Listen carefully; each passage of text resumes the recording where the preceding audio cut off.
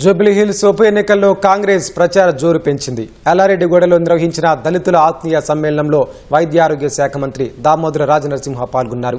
దళితుల అభ్యున్నతికి తమ ప్రభుత్వం కట్టుబడి ఉందన్న మంత్రి దామోదర సామాజిక న్యాయంలో భాగంగా ఎస్సీ వర్గీకరణ చేపట్టామని వెల్లడించారు.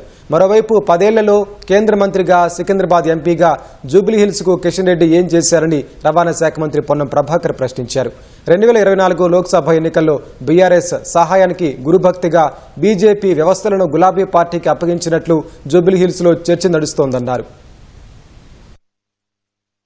మీ ఎన్నికల్లో వాళ్ళ మద్దతు తీసుకున్న దానికి తిరిగి గురుభక్తిగా ఈ ఉప ఎన్నికల్లో టీఆర్ఎస్ కు లోపాయకారిగా మద్దతు చేస్తున్నారనేటువంటి మాట యావత్ జూబ్లీహిల్స్ నియోజకవర్గ ప్రజల చర్చ. 11 నాడు జరిగే ఎన్నికల్లో మీ అభ్యర్థికి 10,000 లోపు ఓట్లు వస్తాయి. ఛాలెంజ్ చేయదలుచుకున్నారా కిషన్ రెడ్డి గారు అని అడుగుతా ఉన్నాం. జూబ్లీహిల్స్ గురించి కనీస శ్రద్ధ లేని పట్టించుకొని మీరు ఈ ఉప ఎన్నికల్లో ప్రగల్భాలు పలుకుతూ గెలుస్తుందనడం అంటే ప్రజలు నవ్వుకుంటున్నారు మీ తీరు పట్ల.